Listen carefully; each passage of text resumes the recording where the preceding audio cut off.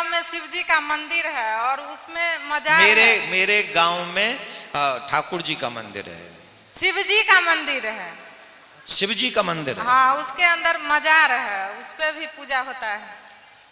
हैं? जी तो पहली बार सुन, शिव जी के मंदिर में मजार?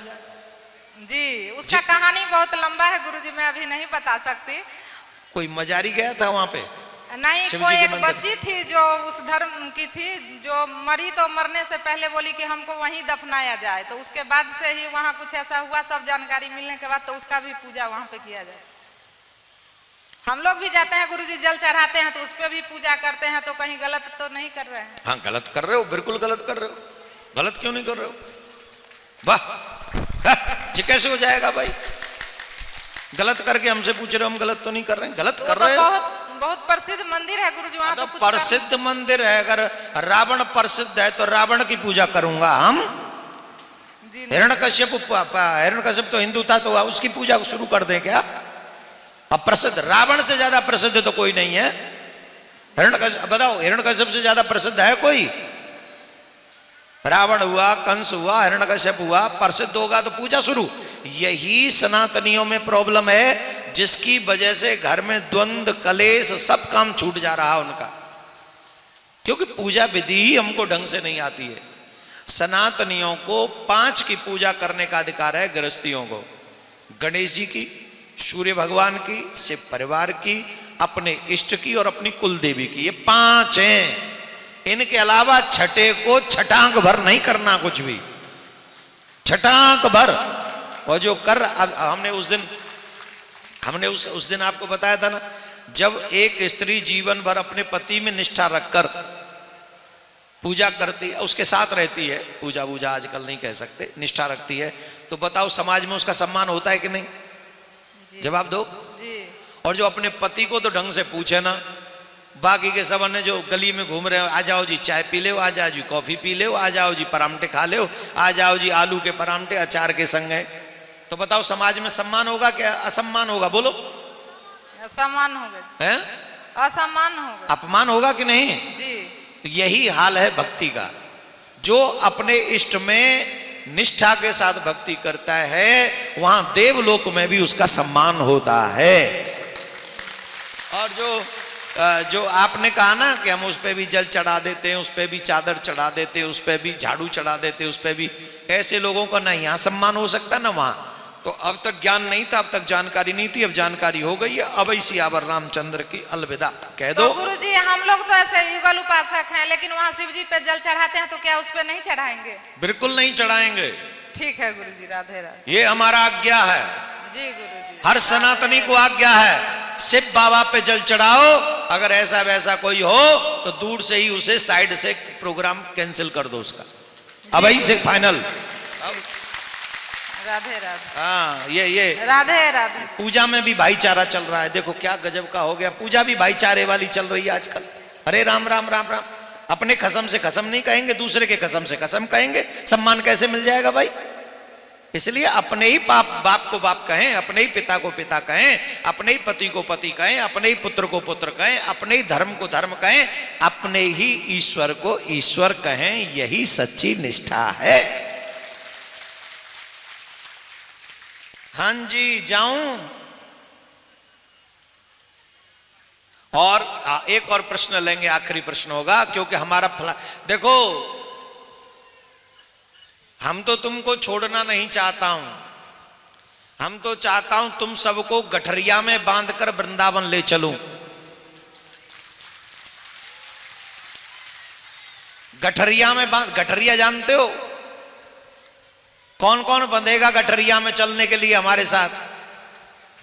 क्या बात है, जियो मेरे लाल। इतने लोग गठरिया में बंधने को तैयार हो गया है। भगवान आपको यश प्रदान करे, तरक्की प्रदान करे, ठाकुर जी आपका खूब ध्यान रखे, आप जो चाहते वो मिले, पर भक्ति भी साथ में मिले, यही हम प्रार्थना करता हूं। गुरुदेव राधे राधे। राधे राधे। गुरुदेव, मैं आपको बचपन से ही सुनती हूँ और आपका हर एक बात का पालन भी करती हूँ, और आपका जो भी बात होता है वो सनातन धर्म के लिए होता है और मार्केबल होता है।